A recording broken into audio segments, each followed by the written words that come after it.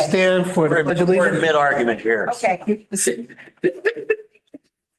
I pledge allegiance to The flag of the United States of America and to the republic for which it stands, one nation, under God, indivisible, with liberty and justice for all. Let's do a moment of silence for anybody that might have passed in 2024.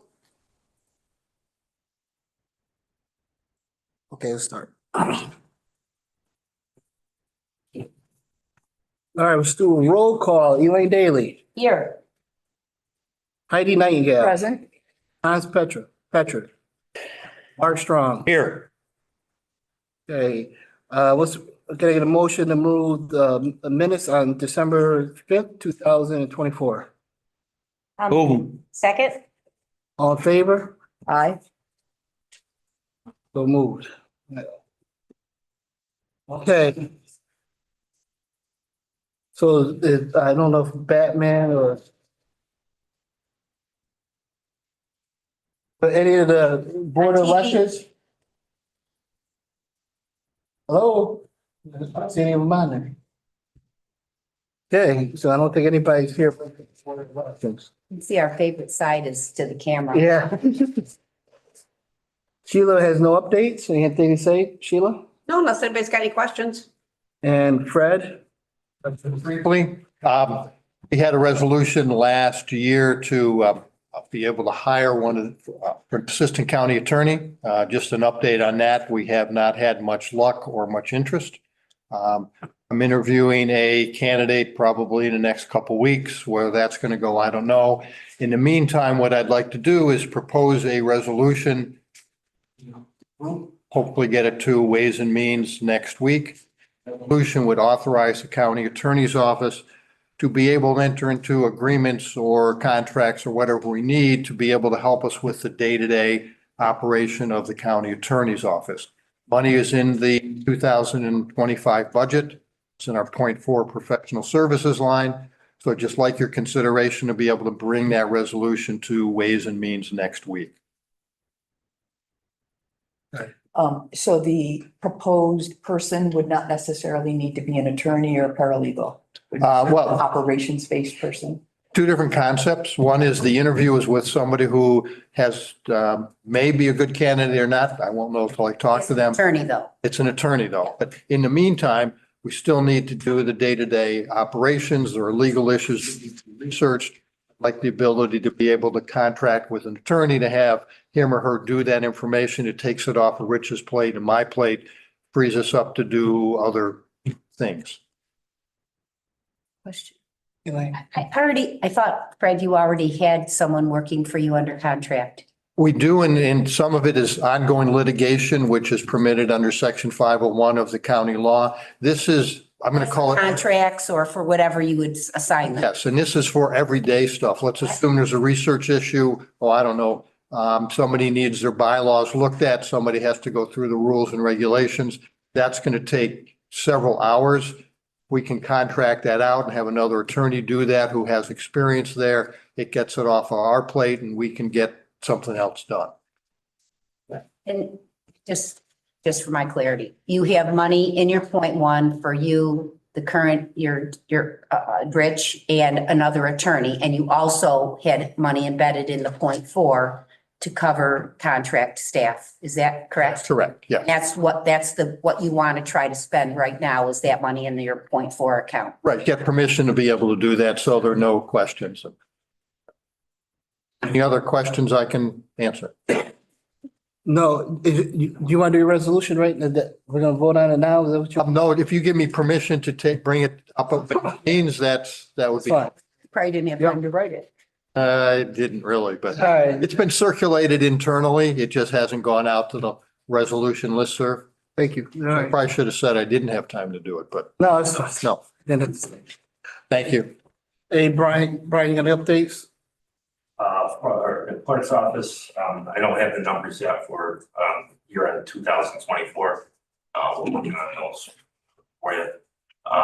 For GMV, our December total December pension was just shy of $50,000, $49,938.52. which gave us a year to, total of total reduction for 2024, 584,730 cents. 585. That's about 45,000 short of what my predecessor budgeted for revenue. Which in my opinion is Pretty good. pretty good considering everything that we're against this year, which I don't need to go over again. And just for reference, last year, DMV brought in 533,000, so we're up 52,000 this year. Good As I job. stated in last month's meeting, we're seeing an incline in our business, which is a good thing. That said, I'm also want to address my concern again that losing staff is going to cripple our operations as we move forward. And we won't be able to handle some of the things that we're currently doing, like assisting the sheriff's office with non-driver IDs. I won't have the manpower to send over to the jail to get that done, because I'll be dedicated to the front room. But also, Brian, let me, just so the committee knows, Brian and I have been talking. And I think that pretty soon we'll have some solutions to make the committee feel a little bit, little more comfortable.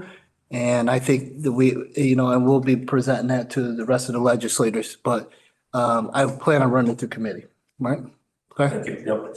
I do want to offer to all the legislators that there are 3 options out there through the clerk's office, 2 through the clerk's office, 1 through the DMV that could increase revenue for the county as a whole. I'm happy to I haven't looked into those options. Other county clerks have informed me about them. So I'm happy to present to you all or meet with any of you or small groups and go over what they're about.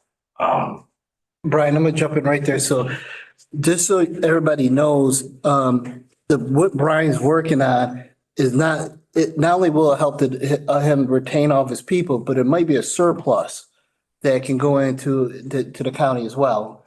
So this is a real benefit because now it's a money generator. He's paying for his staff, and it's not just paying for his staff. It's also additional funds that could be dispersed throughout the county. And obviously it would be the legislature's decision on where the money goes, but I bring this to light, I bring this to all of you because I understand the situation the county's in, and we just went through a very difficult budget. So I'm offering options and put them on the table for you, so you have other options to explore. Yes. I know we're not going to get into it tonight, but do any of those options for increasing revenue coming into the clerk or DMV to the county require legislative action, or do they all require legislative action of some kind to reestablish fees or? So my understanding, and Fred, please correct me if I'm wrong, but all 3 of them would require legislative action, resolution. Local laws and things, or? I haven't gotten to the bottom of all 3 of the proposals, but it's either going to be a local law or which will take 2 meetings, or it'll be a resolution. To change certain fees. If Correct. so desire for certain services. That's correct. In all fairness to Brian, we got a lot of research completed. We're running everything by legal, but we don't want to present anything today or because we're still weighing out options. Yep. Okay. Hey, Mark. Yeah, Brian, thanks for doing what you're doing as far as looking to help, work on your costs. Has there been any conversations that you know of about relocating you? I met with the chair on Friday, the chair and the county attorney. We did have some pretty good discussions on relocating both offices. So I would defer to him.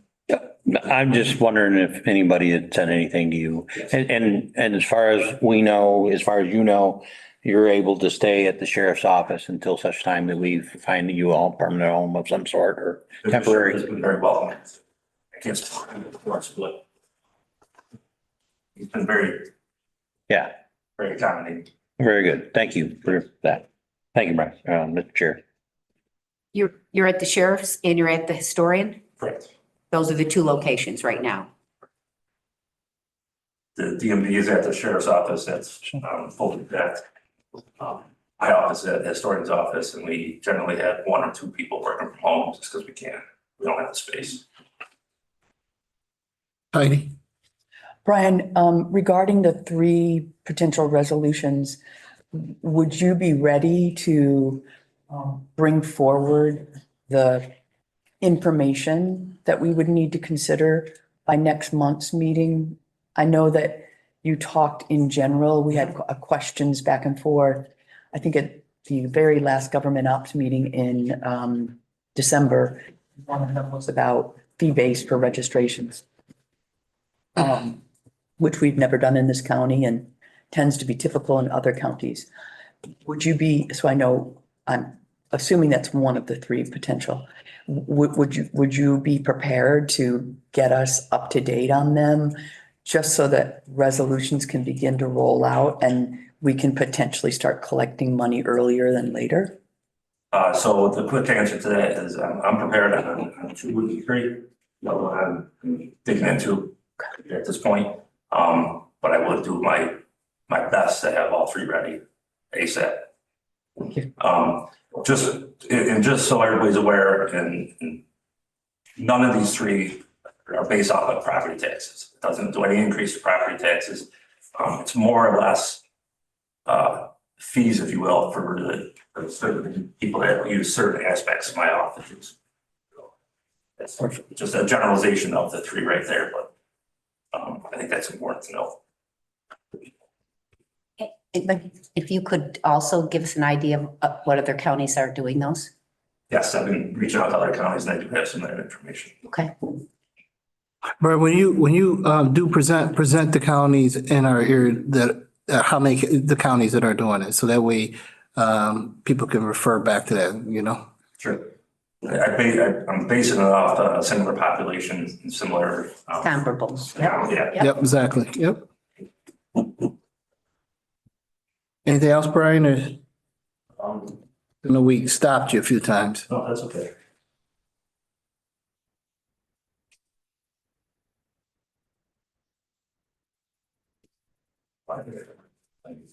Thank you. I think, Thank you. thank you, Brian. Tom? Yes, so as you can see, based on our report, we've completed a few different projects over at the public safety this month, which is good. Upgrading the CAD, upgrading our VPN net motion, which allows the sheriff's patrol vehicles connectivity back to our infrastructure. And we're still dealing, as an update, we're still dealing with one of the laptops that had issues most recently. I'm working closely with Denise Spingler to resolve that. But as a high level, our focus as an IT department is on the relocation of employment and training to the Workforce Development Center in 63 Genesee Street. We've been actively working. I actually just left a 63 Genesee Street site. So I'd be happy to take any questions that you may have on any of the projects. At the Workforce Development Center, there is a conference room that's general use. First floor, you take a right and go all the way down. Mhm. Is that room, have you taken a look at that room? And I know that before there was some trouble with matching up college IT with what we use. Have you looked at that in terms of our ability to use that as a conference room? Yes. So With our equipment and our IT? Yep. Okay, So from a wired perspective, you can plug in and connect to our network. okay. From a wireless perspective, we'll have wireless connectivity as well. So yes, we have basically both options covered in that space. I asked that question because there's been some interest and discussion about the potential of using that conference room for legislative meetings. Okay. That's just some general conversation, but I knew the big thing was, could we actually connect there? Yes. Because I know from the classrooms before, there was trouble Mhm. on the actual campus and classrooms. Right. And with the new updates now, there's plenty of conduit and space to run additional infrastructure and cabling if we need to, Mhm. to allow for, a true meeting space. So, there should be. Is that, you think we're moving there? Is that where we're going? Well, it's just, I'm just putting that out there that, I've seen the space as a college trustee. I've toured it. I've actually been in conferences in that space. And it is very similar to the space that's available is very similar to when we met for the reorganization meeting and we were in the square. Yeah. It's similar to allowing that level of space in a square with plenty of room to move around. And it had, IT had, I mean, it already had the college's version of like a Promethean board or, and it was suitable. I was in a meeting with over 15 to 18 people. However, what would be the problem is it doesn't have this kind of space for public. So that would be the only other consideration that might block that kind of idea. Okay. Question, Brian. Yeah. We won't hold you to it, but do you have any idea when the employment and training space would be, when they'd be moving in Yes, our goal is the 21st. of this, of June, January? Yep. So ENT would be out Mhm.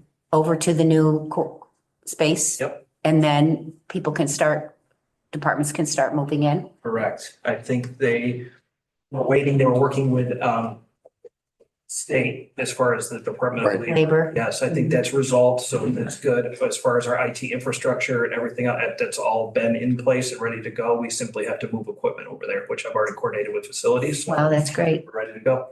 And ribbon cutting is set for For the new building? the new building on January 30th, 1 PM. Okay. And 63 Genesee Street, if you were a betting man? Betting man. That's right. No, we're actually making really good progress. I've been sending the chair weekly updates on Fridays, just detailing all that's been done. Currently, I've also included those updates in my proposal or my report, I should say. But basically, we're looking at mid-February, which is ahead of schedule for network cabling, which is great. Our electrical right now is just dependent on finalizing the furniture quote, which is coming. I know we'll have that completed any day now, and that will be in process. Then it will just be the lead time for the furniture. That'll get in. The electrical will be completed by then, so it'll be kind of just like a snap-in installation. Then it's finishing the spaces, painting and that sort of thing.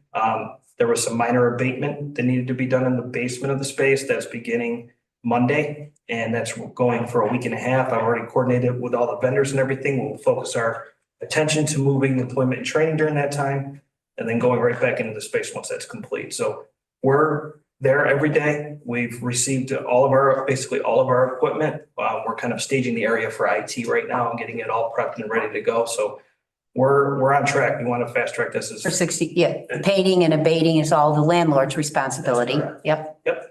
Yep. Wow, good, I'm in touch with Grant almost daily. So. great. Sure. Yep. Sorry. No, that's fine. I just, Mark, Brian, Brian. stop.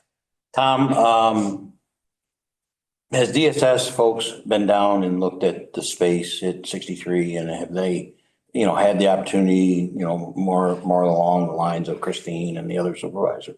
Christine and Jen have been in the space at least twice that I'm aware of. Yes, to tour the facility, to walk the spaces. I know they work closely with Shireen to just identify placement and kind of finalize the design. So, yeah, they have. Okay, thank you. Yep. Okay. Anything else, Tom? No. Thank you. We have two resolutions. The whole spot for. Kevin Swab. Did you have a question? Kevin, before you, Kevin? Oh, Kevin's not live. Sorry, Kevin. Kevin, Yeah, that was good. I was on the phone anyway, so you gave me a minute. I'm used to seeing you here, so you decided. It's cold out there, so I decided to stay in my Poor office. baby. My report is submitted. We're maintaining our operations, doing events for veterans. And a good piece of news, if you remember, last March, we did a resolution to order a new van. And it has finally come in. So the motor pool is in the process of setting it up, getting it registered. And so we'll have a new vehicle to transport our veterans to Syracuse. So that's a really good piece of news. Other than that, we're just maintaining operations, pending your questions. It's all registered, Kevin. Oh, awesome. I registered it today. Your temporary plates, they're gonna pick them up tomorrow. Awesome. Great. Thank you. You're welcome.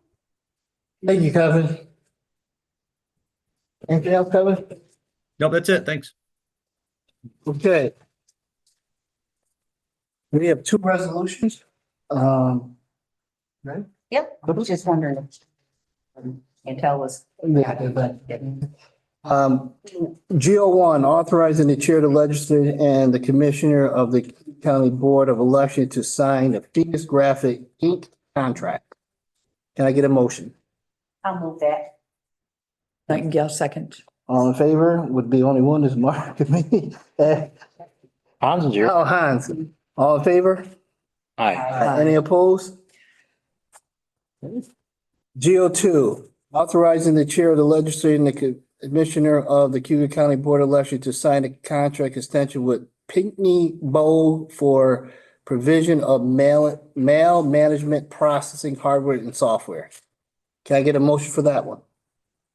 I'll make a motion for that. I'll second it. All in favor? Aye. Aye. Any opposed? Okay, Pat. Okay, can I get a motion to close? Move it. Second. All in favor? Aye. One opposed. All right.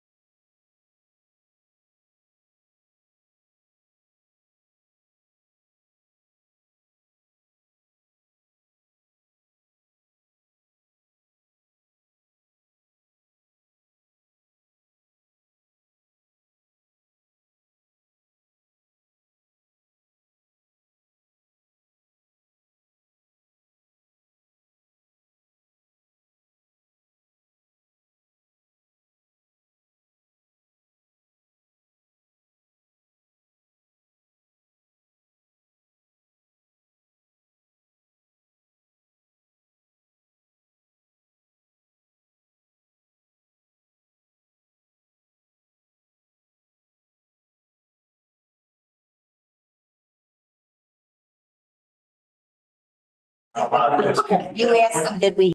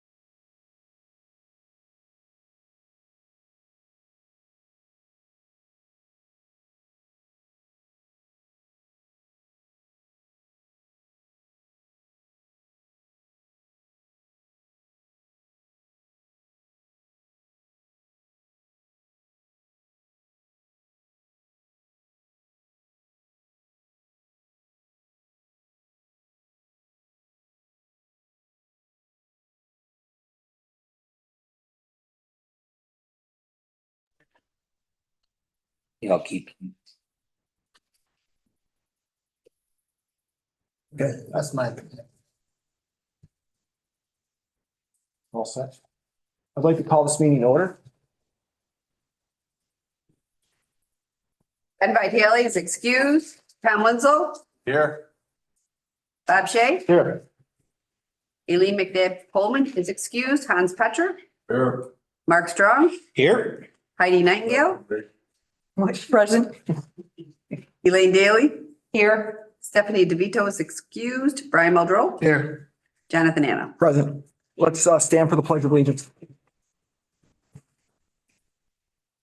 Allegiance to the flag of the United States of America and to the republic for which it stands, one nation, under God, indivisible, with liberty and justice for all. Thank you.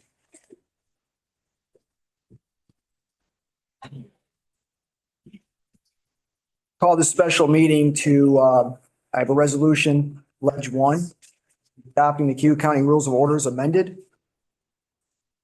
I have prepared an amended rules of order, and I'd like to make a motion to put it on the table for discussion. Nightingale, move it. I'll second for discussion. Okay, so you'll notice you have your rules of order in front of you, and I'd like, No. oh, you should, oh, okay, yeah. I'd like to direct you to page number 6. Rule number 20 is amended and reads as follows. The legislature hereby establishes a personnel committee which shall be comprised of the chair of the legislature, his or her designee, the chair of the Ways and Means Committee, the Human Resource Administrator, and the Budget Director. The Personnel Committee shall review and consider all applications by department heads for personnel changes within their departments to legislative action, including, without limitation, authorization of fill position, changes in job title or duties, change in grade level for a position, or change in salary and wages. The Personnel Committee shall review such personnel changes and make recommendations on to the appropriate oversight committee for the department.